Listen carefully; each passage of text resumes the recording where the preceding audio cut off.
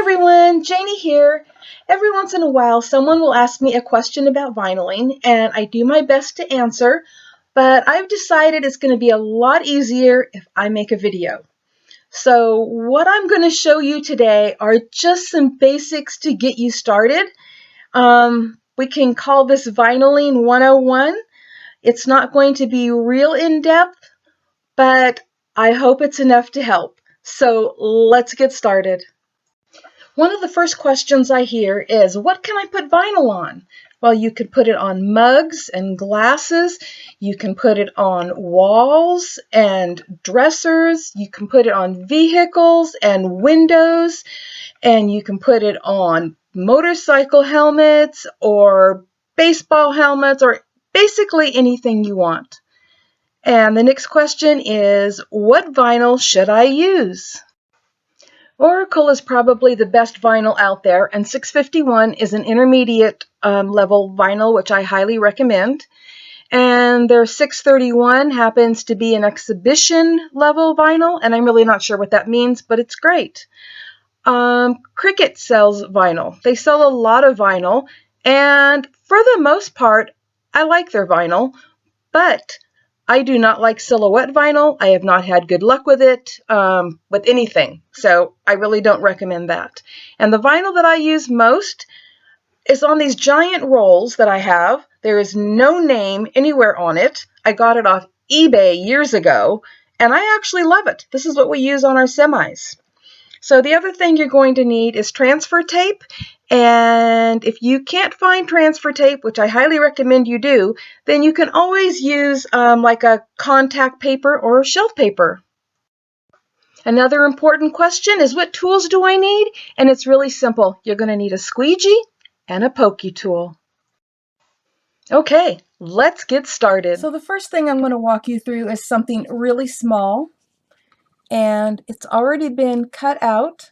I used my Cricut. I used my Cricut Expression. You may have a Cricut Explore, a Cricut Maker. You may have a Silhouette. I'm not sure what you're going to be using to cut it out, but you need to follow the directions for whatever machine you use for cutting vinyl.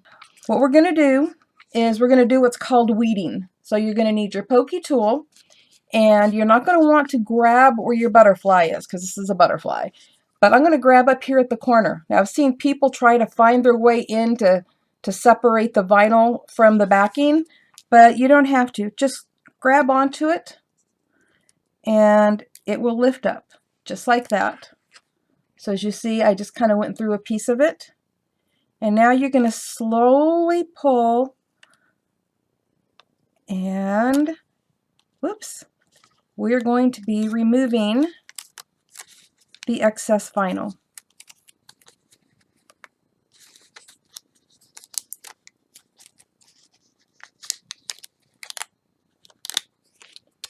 There we go.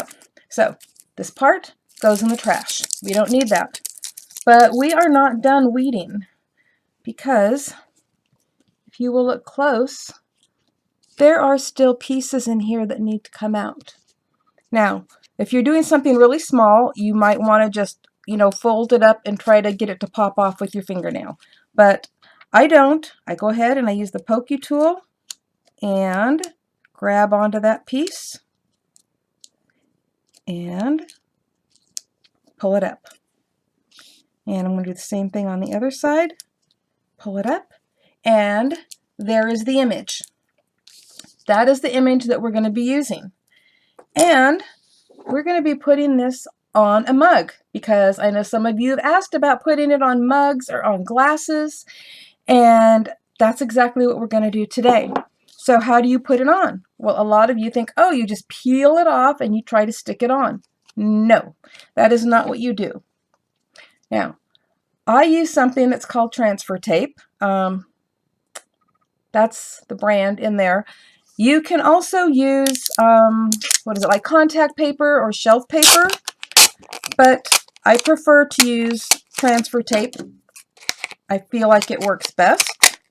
So I'm going to cut off a piece here, and I'm going to lay it right over the top. Now, later I'm going to show you something a little bit bigger, and you might be more comfortable folding this in half and then sitting it down. But when it's this small, you can just lay it right over the top, just like that. And then you can use your fingers, depending on what you're doing. Sometimes it's best to use a squeegee. And there's a variety of squeegees out here, around that you can get. This is what I use. And now, if I was going to be walking somewhere, I would leave it attached. But when I'm ready to use it, I'm going to peel it off. So I'm going to take the mug and sit it right here so that you can see it. And it's nice to have it in something that keeps it stable like that. Okay. Now I'm going to peel it off. And depending on if there's a bunch of little pieces, you might want to peel it off slowly to make sure that you're getting all of those pieces. Now, the mug is clean. I saw somebody one time doing something and they felt the need to clean it with alcohol.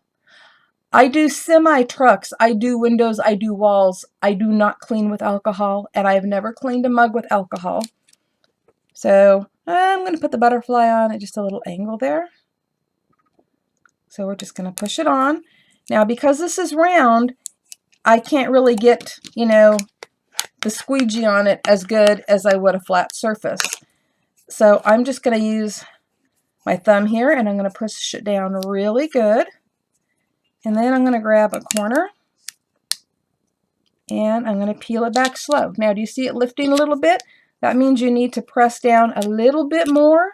And it also means if you roll it, so like I'm flattening this piece out and I'm rolling it, I can grab that piece of vinyl and push it down, and it will be just fine.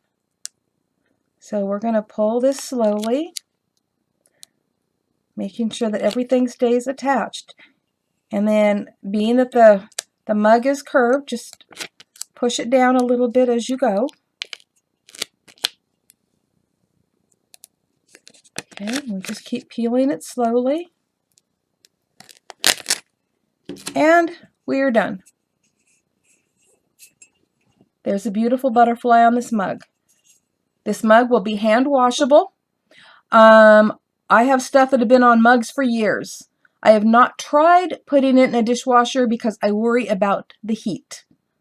But, we've had hot coffee in them before, so, it gets that kind of heat. I'm just not quite sure on a dishwasher. If you want to try it, that's up to you. But I just wash them by hand. Okay, now we're going to do something just a tiny bit bigger. And again, this is still small. I do huge semi-trucks, so this is small to me.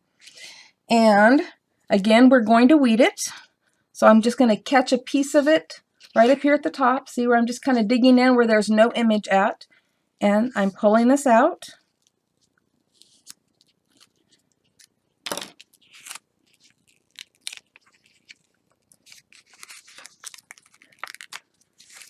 This is actually a glossy vinyl, and the example I showed on the coffee mug was a matte vinyl. So there are a variety of vinyls. Okay, so now I can see that there's something right here in the E and in the A.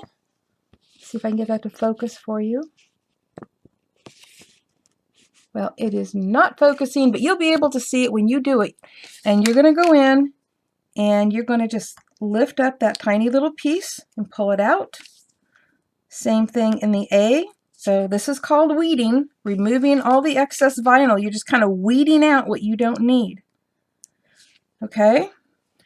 So this is going to be part of a project that I started, and I saved the last piece of it to show you.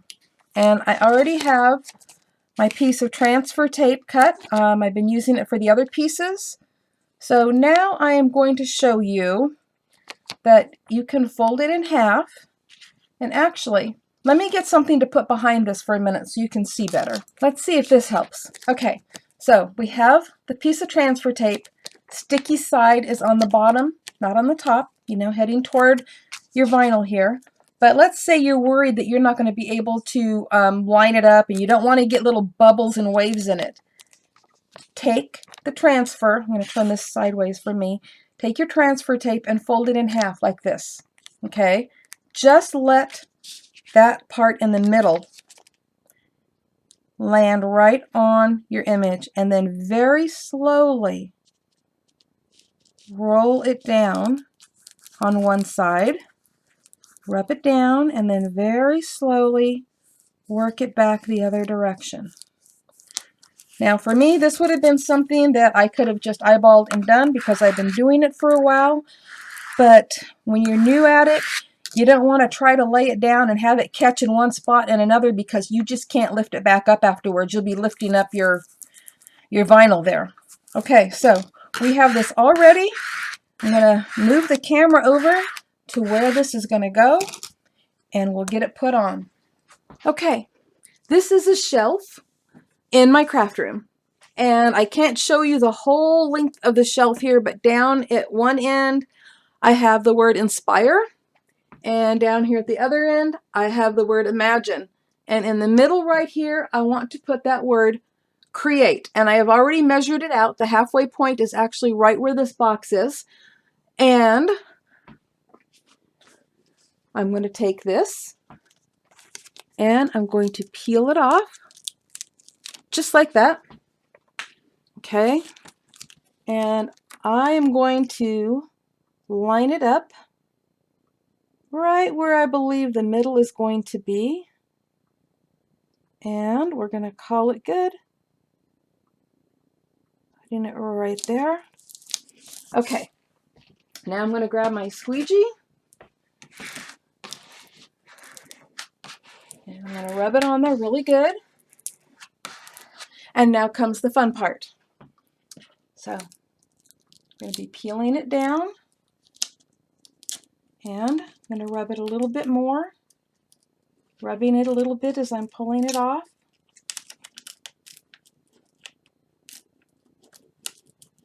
Try to not get in the way of the camera here. Whoops. There we go. Reason why you do it slow is so that if something starts to come off, you can go back.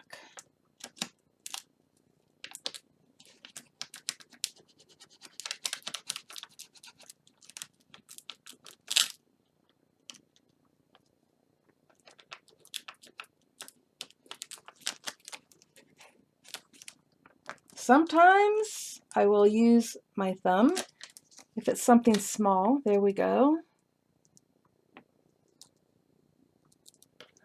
Hopefully I'm not in your way. And there we go. So that is how easy it is to put it on. And they call vinyl something that is temporarily permanent because it is permanent until you take it off. Let me see if I can move the camera here to show you a little bit more. I'm going to be adding some little designs on either side of this, but let me see if I can move it down a little bit. So there's the inspire. But that's how easy it is to apply vinyl to a wall. This would be equivalent to a wall. This is wood and it is painted. So whether you want to do it on a shelf or on a wall or anything you want, that's how easy it is to do it. Thank you all for watching today, and I hope this was helpful. If you have any other questions, please ask, and maybe I will end up doing another video on vinyling later. Happy crafting, everyone. Bye-bye.